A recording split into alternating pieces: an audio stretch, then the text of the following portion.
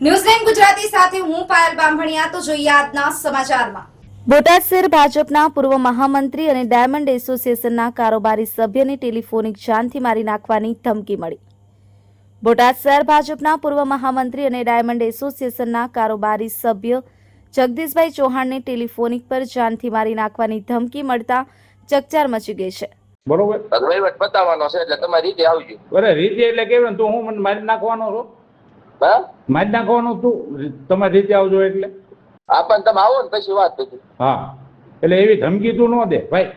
આ તો નથી બોલતા તાર તું માથે ચડી ગયો, હું લઈ ગયો તું મને કહીએ તો તમ તારે હું તને ફોન નહીં કરું જગદીશભાઈ। હા હવે છે ને હા। તમ તમારી રીતે હું મારી રીતે કાંઈ વાંધો નહીં, તમે પર મોજ આવી કરી લેજે જા। તું ભણામણા સીધી ધમકી જ દઈ દેશ, આમ કરી દઉં તેમ કરી દઉં। ફોન નહીં કરું હવે તું રે બોટાદ મારે મને ભેગો થાય એકવાર અરે ગમે, હું આયા જ રહેવાનો, હું થોડો મેકીને વયો જવાનો બોટાદ। કોઈ વાંધો નહીં બોટાદ ભેગો થાય છે। અરે ગમે ને તો કે ના આવીશ, મને કોઈ શું વાંધો વાંધો? નહીં, હવે હામો ન મળતો, હવે હામો ન મળતો। સામાન્ય કાકા તું કે ના આવીશ તમારે કઈ એવો ફાટી નથી નીકળતો। આ તો સમાજની અંદર રૂએ બધું આપણે કર્યું ને હું લઈ ગયો એવી રીતે તમે દબાવણી કરવા માંડ્યા। કોઈ વાંધો નહીં, હવે તમ તારે હું તને ફોન નહીં કરું પૈસા બાબતે। પૈસા હું જસ મારીને લઈશ પૈસા।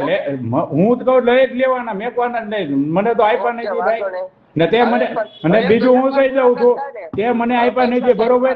પૈસા સાઈડમાં, પૈસા પછી જસ અરે મારીને કાંઈ વાંધો નહીં, ને પૈસા તે મને આપ્યા નથી, અરે બરોબર? જસ મારીને પૈસા લઉં તો જ બકે હવે। ઓકે, કાંઈ વાંધો નહીં, ત્યાં કરું ને કઈ લેવાનું સુઈ। હા કાંઈ વાંધો નહીં, ઓકે વાંધો નહીં, હવે ફોન કાંઈ હવે ફોન નહીં કરું, મારો કોઈ ફોન નહીં આવે।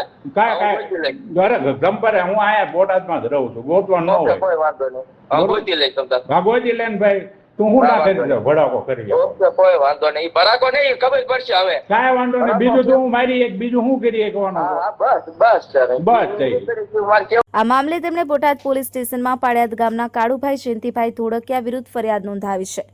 પોલીસ સૂત્રોના જણાવ્યા અનુસાર જગદીશભાઈ ચૌહાણ અને કાળુભાઈ ધોળકિયા વચ્ચે લાંબા સમયથી પૈસાની લેતી દેતી બાબતે વિવાદ ચાલી રહ્યો હતો।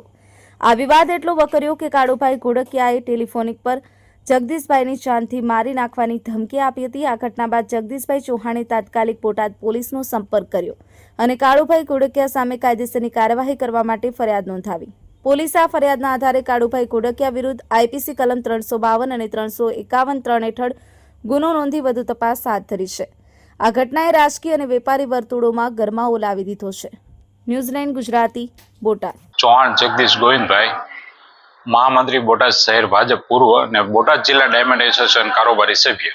આજ રોજ 12:45-48 આજુબાજુ મારે એક કોલ આવ્યો, એમાં મને મારી નાખવાની ધમકી આપી ને અગાઉ અવારનવાર અઠવાડિયેથી મને ફોન કરીને દીમાં 2-3 વાર ફોન કરીને કહે છે ભાઈ તમે કાં છો અને શું છે, તમને ઉઠાવી લેવાના છે ને લઈ જવાના છે, એવી બધી ધમકી આવતી।